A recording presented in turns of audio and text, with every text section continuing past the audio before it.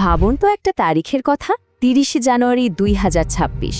এই একটা দিনই যেন সবকিছু ওলটপালট করে দিল। এদিন আমেরিকার ডিপার্টমেন্ট অফ জাস্টিস কুখ্যাত যৌন অপরাধী জেফ্রি এপস্টিনের সাথে জড়িত ইতিহাসের সবচেয়ে বড় ডকুমেন্ট প্রকাশ করে, যা কিনা পুরো পৃথিবীতে আলোড়ন সৃষ্টি করে দেয়। ব্যাপারটা ঠিক কতটা বিশাল একবার ভাবুন তো। প্রায় ৩০ লক্ষ পাতার ডকুমেন্ট পাবলিক করা হলো। এটা শুধু একটা লিক ছিল না, এটা ছিল তথ্যের সুনামি। আর এখানেই শেষ নয়, এই লেখা ডকুমেন্টের সাথে ছিল আরও ২০০০ ভিডিও আর ছবি, ১,৮০,০০০। এ বিপুল পরিমাণ তথ্য বিশ্বের সবচেয়ে ক্ষমতাধর কিছু মানুষের অন্ধকার দিকটা সবার সামনে নিয়ে এসেছে। কিন্তু প্রশ্ন হলো, এই ফাইলগুলো কেন পুরো বিশ্বকে এভাবে নাড়িয়ে দিচ্ছে? এর পেছনের আসল রহস্যটা ঠিক কী? চলুন এই বিশ্লেষণটার আরও গভীরে যাওয়া যাক। সবার আগে তো জানা দরকার, এই জেফ্রি এপস্টিন আসলে কে ছিল? কোত্থেকে এলো তার এত ক্ষমতা? ভাবা যায় ৭০-এর দশকে সে ছিল একজন সাধারণ স্কুল টিচার, কিন্তু কিভাবে কি হলো? অদ্ভুতভাবে ১৯৮২ সাল নাগাদ সে নিজের একটা ইনভেস্টমেন্ট ফার্ম খুলে বসে। তার উত্থানটা ছিল রীতিমতো অবিশ্বাস্য। সে শুধু সেই সব ক্লায়েন্টদের সাথে কাজ করত যাদের সম্পত্তি $১ বিলিয়ন বেশি, আর সে ক্যারিবিয়ানে নিজের একটা ব্যক্তিগত দ্বীপও কিনে ফেলেছিল। বিভিন্ন সোর্স বলছে ওর কাজের মূল কেন্দ্রবিন্দু ছিল হানি ট্র্যাপ। এটা এমন একটা কৌশল যেখানে কাউকে যৌনতার লোভ দেখিয়ে আপত্তিকর অবস্থায় ফেলা হয়, মূলত ব্ল্যাকমেইল করার জন্য। আর এখান থেকেই সামনে আসে সবচেয়ে বিস্ফোরক অভিযোগটা। অনেক সোর্সের দাবি, এপস্টিন আসলে ইসরায়েলি গোয়েন্দা সংস্থা মোসাদের এজেন্ট ছিল। তার মিশন ছিল ইসরায়েলের জন্য গোয়েন্দা তথ্য সংগ্রহ করতে, ক্ষমতাশালী ব্যক্তিদের ব্ল্যাকমেল করা। এটা একটা শকিং দাবি, আর এই কেসের সাথে জড়িয়ে থাকা অনেক ষড়যন্ত্র তত্ত্বের মূলে কিন্তু এটাই। তাহলে আসা যাক সবচেয়ে চাঞ্চল্যকর অংশে। এই ২০২৬-এর ফাইলগুলোতে কাদের নাম সামনে এসেছে?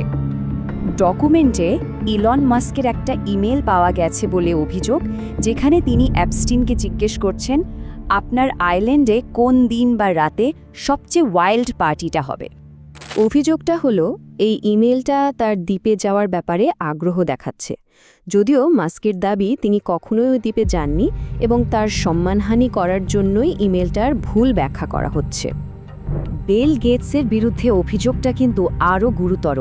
এপস্টিন নাকি দাবি করেছিল যে রাশিয়ান মেয়েদের সঙ্গে গেটসের একটা কথিত সম্পর্কের কথা সে ফাঁস করে দিতে পারে, যদিও গেটস ফাউন্ডেশন এই দাবিকে পুরোপুরি মিথ্যা আর ভিত্তিহীন বলে উড়িয়ে দিয়েছে।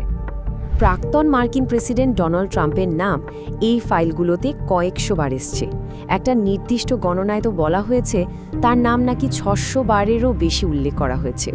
শুধু নাম উল্লেখ থাকাটা কোনো অন্যায়ের প্রমাণ না হলেও এতবার নাম আসাটা তাদের মধ্যেকার সম্পর্ক নিয়ে কিন্তু বেশ গুরুত্বপূর্ণ প্রশ্ন তুলে দেয়। ব্রিটিশ রাজপরিবারের প্রিন্স অ্যান্ড্রুর বিরুদ্ধেও অভিযোগ রয়েছে। ইমেলে তাকে দ্য ডিউক বলে উল্লেখ করা হয়েছে, আর ২০১০ সালের একটা ইমেলে এক ২৬ বছর বয়সী রাশিয়ান মহিলার সঙ্গে তার পরিচয় করিয়ে দেওয়ার কথা আছে। ভুক্তভোগীদের অভিযোগ, তার সাথে যৌন সম্পর্কের জন্য মহিলাদের যুক্তরাজ্যে পাঠানো হতো। কিন্তু গল্পটা শুধু এই বিখ্যাত নামগুলোতেই আটকে নেই, এটা আরও গভীর, আরও অন্ধকার। এর সাথে জড়িয়ে আছে রহস্যজনক মৃত্যু আর জটিল ভূ-রাজনৈতিক খেলা। ২০১৯ সালে জেলে অ্যাপস্টিনের মৃত্যুকে সরকারিভাবে আত্মহত্যা বলা হলেও অনেক রহস্য কিন্তু থেকেই গেছে। ফরেনসিক বিশেষজ্ঞরা বলেছিলেন তার ঘাড়ের হাড় ভাঙার ধরনটা শ্বাসরোধ করে হত্যার সঙ্গে মিলে যায়। আর সবচেয়ে চিন্তার বিষয় হলো, সেই দিনের সিসিটিভি ফুটেজ হয় গায়েব ছিল অথবা এমনভাবে নষ্ট হয়ে গিয়েছিল যে কিছুই উদ্ধার করা যায়নি। অনেকেই মনে করেন ক্ষমতাশালী ব্যক্তিদের বাঁচানোর জন্য তাকে আসলে চুপ করিয়ে দেওয়া হয়েছিল। এরপর ২০২৫ সালে ঘটে আরেকটা ট্র্যাজেডি। এপস্টাইনের বিরুদ্ধে অন্যতম প্রধান অভিযোগকারী ভার্জিনিয়া জুফ্রেকে মৃত অবস্থায় পাওয়া যায়। সরকারিভাবে একেও আত্মহত্যা বলা হয়, কিন্তু প্রশ্নটা থেকেই যায়, তার মৃত্যু কি আসলে আত্মহত্যা ছিল নাকি তাকেও চুপ করিয়ে দেওয়া হয়েছিল? এইখানে কিছু সোর্স একটা অদ্ভুত টাইমলাইনের দিকে আঙুল তোলে। সময়টা খেয়াল করুন, যেই না এপস্টিন ফাইলস সামনে এলো অমনি হঠাৎ করে নতুন আন্তর্জাতিক উত্তেজনা তৈরি হলো। মানে 2026-এর জানুয়ারিতে ফাইলগুলো রিলিজ হওয়ার ঠিক পরেই ফেব্রুয়ারিতে ভেনেজুয়েলা আর কিউবার সঙ্গে আমেরিকার সম্পর্ক খারাপ হতে শুরু করে। সোর্সগুলো প্রশ্ন তুলেছে, এই ভূ-রাজনৈতিক সংকটগুলো কি ইচ্ছে করেই তৈরি করা হয়েছিল, যাতে জনগণের মনোযোগ ফাইলগুলো থেকে অন্যদিকে ঘুরিয়ে দেওয়া যায়? এত কিছুর পরেও বিচার কিন্তু অধরাই রয়ে গেছে। যদিও ৩০ লক্ষ পাতা রিলিজ করা হয়েছে, কিন্তু সোর্সগুলোর দাবি প্রায় ২.৫ লক্ষ পাতা এখনও অপ্রকাশিত।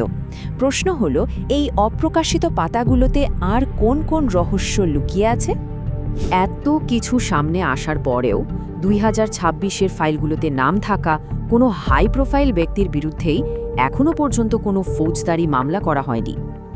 এপস্টিন ফাইলগুলো এই অস্বস্তিকর প্রশ্নটাই সামনে নিয়ে আসে যে কিভাবে ক্ষমতা আর টাকা অপরাধকে ধামাচাপা দিতে পারে। তাই প্রশ্নটা থেকেই যায়, ক্ষমতা কি সবসময় বিচারের ঊর্ধ্বে থাকবে?